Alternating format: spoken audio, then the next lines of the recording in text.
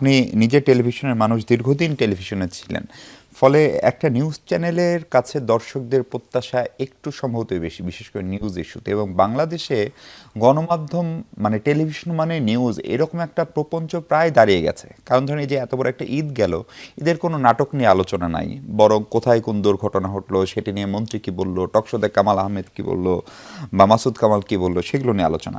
ফলে সেই প্রত্যাশা পূরণ করা আসলে নিউজ চ্যানেলগুলোর পক্ষে একটা বড় চ্যালেঞ্জ হয়ে দাঁড়াচ্ছে কিনা, এবং সবাই আসলে নিজের মতো করেও তো দেখতে চায়। এটাই তো সমস্যা আমাদের এখানে। আমাদের এখানে মূল সমস্যা হলো কি, কোন টেলিভিশন অথবা কোন মিডিয়া ভালো করছে এটা আমি মাপি কীভাবে, যে আমি কিভাবে ভাবি, জি, আমার ভাবনার সঙ্গে যেটা মেলে আমি মনে করি ওইটাই সবচেয়ে ভালো মাধ্যম।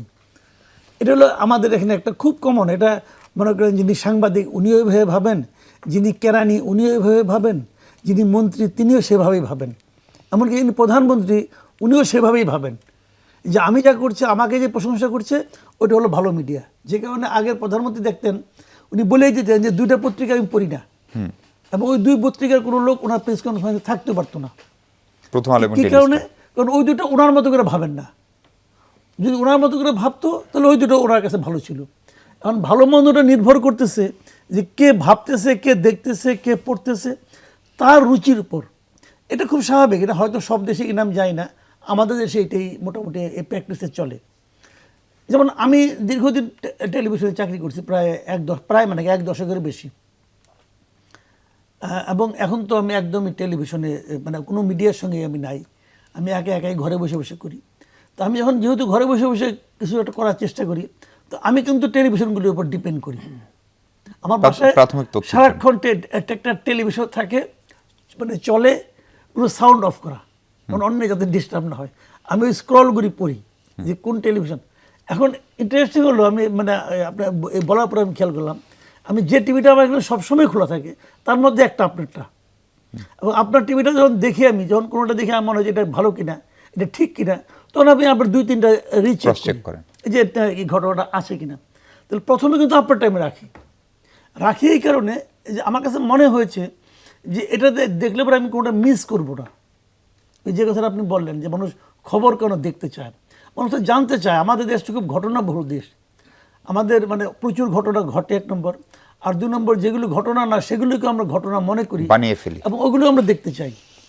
আমরা আলোচনা প্রবণ জাতি, আলোচনা করতে পছন্দ করি, সমালোচনা করতে পছন্দ করি, উৎসাহ করতে মাঝে মাঝে পছন্দ করি। আমাদের ধর্মে বলা হয় যে গীবত নাকি খুব খারাপ, মহাপাপ। এবং গীবতটা হলো আমাদের মনে হয় আমার কাছে মাঝে মাঝে মনে হয় আমাদের জন্য, আলোচনার জন্য সবচেয়ে উপাদেয় বস্তু। যে গীবত করতে না পারলে আসলে ওই দিনটা আরামে গেল না। কাজে সংবাদের দিকে আমরা খেয়াল করি। তো যমুনা টেলিভিশনের আমার যেটা মনে হয় আর কি, মানে মিডিয়ায় কাজ করে করে, যে আলোচনায় থাকতে পারাটাই মনে হয় বড় সাফল্য। যে মানুষ যখন বলে যে কোন টিভিটা আমি দেখবো বাংলাদেশে, আপনার টিভির কথা বলে, সময় টিভির কথা বলে, তারপরে এই দুটো টিভি দেখলে তুমি মানে মোটামুটি নিউজ থেকে দূরে থাকবে না, বিচ্ছিন্ন থাকবে না। তো এটা কিন্তু শুরুর থেকে, এটা কিন্তু হঠাৎ করে আজকে হয়ে গেছে তা কিন্তু না। যমুনার যাত্রা শুরুর থেকে আমি দেখেছি।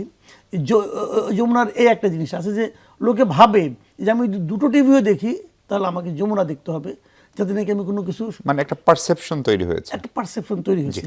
এবং এই যে তৈরি হতে পারাটা, আমি মনে করি এটি একটা বড় সাফল্য। এবং 12 বছর টানা চলতে পারাটা এই পারসেপশন নিয়ে, এটা একটা সাফল্য। অনেক ধন্যবাদ।